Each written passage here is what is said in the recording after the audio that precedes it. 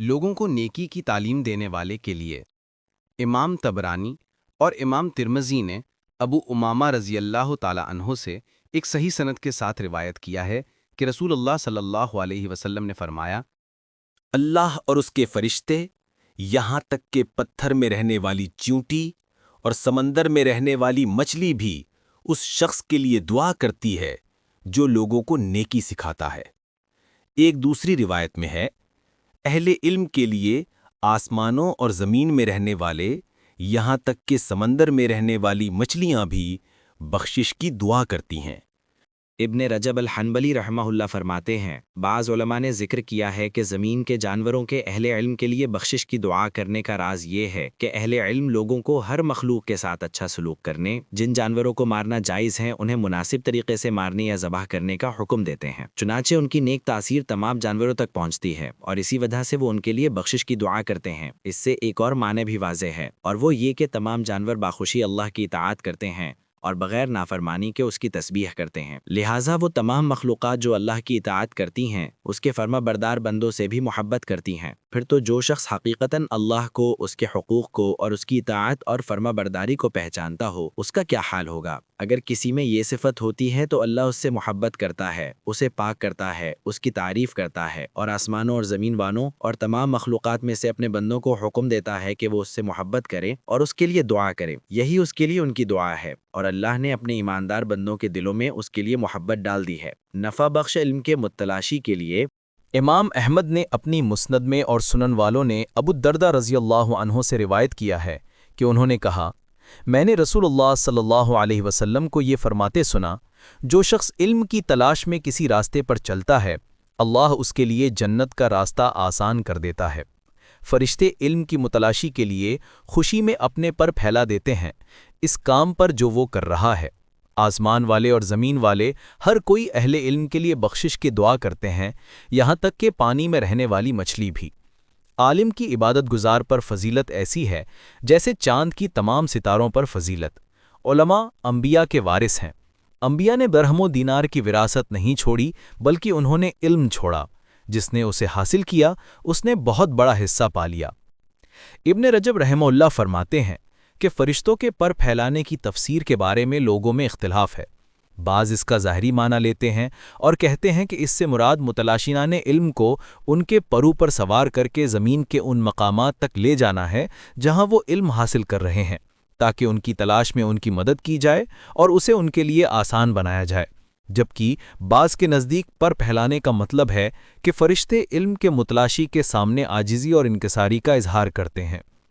ابن رجب رحمہ اللہ آگے فرماتے ہیں، اس بیان کے معنی پر بحث کی گئی ہے کیونکہ فرشتوں کے حقیقی پر ہوتے ہیں جبکہ انسانوں کے نہیں۔ بعض علماء نے اس کی تفسیر یہ کی ہے کہ فرشتے ذکر کے مجموع پر آسمان تک اپنے پر پھیلا دیتے ہیں، جیسا کہ حدیث ابو ہریرہ رضی اللہ عنہ میں واضح طور پر آیا ہے۔ سفیان رضی اللہ عنہ کی مرفوع حدیث کے بعض روایوں میں اسی طرح کا ایک واقعہ مذکور ہے۔ فرشتے علم کے متلاشی پر اپنے پر پھیلا دیتے ہیں، پھر ایک دوسرے کے اوپر ہوتے ہوئے اس محبت میں کہ وہ کیا چاہتا ہے، یہاں تک کہ وہ پہلے آسمان تک پہنچ جاتے ہیں۔ شاید یہی قول اس کے قریب تر ہے اور اللہ سب سے بہتر جانتا ہے۔ مسجد کی طرف چلنا اور اس میں ٹھہرنا صحیح مسلم میں ہے، فرشتے اس شخص پر دعا کرتے ہیں جو مسجد آتا ہے، یہ کہتے ہوئے، اے اللہ اس پر رحم کر، اے اللہ اسے بخش دے، جب تک وہ کوئی تکلیف نہیں پہنچاتا اور وضو نہیں ٹوٹتا۔ ابو ہریرہ رضی اللہ عنہ سے روایت ہے کہ رسول اللہ صلی اللہ علیہ وسلم نے فرمایا، جماعت کے ساتھ نماز اپنے گھر میں نماز پڑھنے یا اپنی دکان پر نماز پڑھنے سے 25 درجے بلند ہے۔ جو شخص اچھی طرح وضو کرے اور نماز پڑھنے کے سوا کسی اور مقصد کے بغیر مسجد جائے، اللہ تعالیٰ اس کے ہر قدم پر اس کا ایک درجہ بلند کرتا ہے اور اس کا ایک گناہ اس سے دور ہو جاتا ہے۔ جب وہ نماز پڑھتا ہے تو فرشتے ہمیشہ اس کے لیے دعا کرتے رہتے ہیں جب تک وہ اپنی نماز کی جگہ پر ہوتا ہے، یہ کہتے ہوئے، اے اللہ اسے بخش دے، اے اللہ اس پر رحم کر۔ تم میں سے کوئی شخص نماز میں ہی رہتا ہے جب تک وہ نماز کا انتظار کر رہا ہوتا ہے۔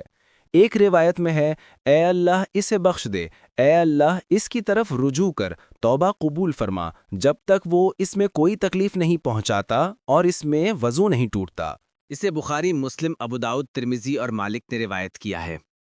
جب تک وہ اس میں تکلیف نہیں پہنچاتا کا مطلب ہے جب تک وہ کسی نمازی کو قولاً یا فعلاً تکلیف نہیں پہنچاتا۔ جب تک وہ وضو نہیں توڑتا کا مطلب ہے جب تک اس سے ہوا خارج نہیں ہوتی۔ یہی وجہ ہے کہ مسلمان کے لیے مستحب ہے کہ وہ ہر بار وضو توڑنے کے بعد وضو کرے تاکہ وہ فرشتوں کی دعا کا مستحق ٹھہرے۔ ابن رجب رحمہ اللہ فرماتے ہیں کہ یہ حدیث دوسرے اعمال پر نماز کی فضیلت کو فرشتوں کی اس کے لیے دعا اور اس کے لیے رحمت، بخشش اور توبہ کی دعا کے ذریعے بیان کرتی ہے۔ یہ فرشتوں پر صالحین کی فضیلت کو بھی ظاہر کرتی ہے کیونکہ وہ اپنی عبادت کے ذریعے درجات حاصل کرتے ہیں جبکہ فرشتے ان کے لیے بخشش اور دعا میں مصروف رہتے ہیں۔ پہلی صف میں نماز پڑھنا۔ ابو داؤد، ابن ماجہ اور احمد کی مسند میں ہے کہ برا رضی اللہ عنہ نے کہا کہ اللہ اور اس کے فرشتے پہلی صف پر رحمت بھیجتے ہیں۔ ترمذی کی سند میں ہے کہ اللہ اور اس کے فرشتے اگلی صف پر رحمت بھیجتے ہیں۔ بخاری نے ابو ہریرہ رضی اللہ عنہ سے روایت کیا کہ رسول اللہ صلی اللہ علیہ وسلم نے فرمایا کہ اگر لوگ جان لیں کہ ظہر کے اول وقت میں کیا ثواب ہے تو وہ اس کے لیے ایک دوسرے سے آگے بڑھنے کی کوشش کریں، اور اگر وہ جان لیں کہ عشاء اور فجر کی نمازوں میں کیا ثواب ہے تو وہ ان کے لیے ضرور آئیں، چاہے انہیں رینگتے ہوئے ہی کیوں نہ آنا پڑے۔ اگر وہ جان لیں کہ اذان اور پہلی صف میں کیا ثواب ہے تو وہ اس کے لیے قرآن دازی کریں۔ ابن حجر رحمہ اللہ فرماتے ہیں کہ پہلی صف سے مراد وہ صف ہے جو امام کے فوراً پیچھے ہو، اور وہ امام کے پیچھے پہلی مکمل صف ہو، نہ کہ وہ جس میں خلا ہو۔ علماء کہتے ہیں کہ پہلی صف میں شامل ہونے کے لیے لوگوں کو اس ترغیب کا مقصد یہ ہے کہ وہ اپنی ذمہ داری کو پورا کرنے میں جلدی کریں، مسجد میں داخل ہونے میں جلدی کریں، امام کے قریب ہوں اور اس کی تلاوت سنیں اور اس سے سیکھیں اور اس سے متاثر ہوں، اور جو کچھ وہ کہے اسے آگے پہنچائیں، اس کے سامنے سے کسی اور کے گزرنے سے محفوظ رہیں، اپنے سامنے کسی کو دیکھنے سے بے خوف رہیں، اور اس کی سجدہ گاہ اس کے سامنے والے نمازی کے دامن کو لگنے سے محفوظ رہے۔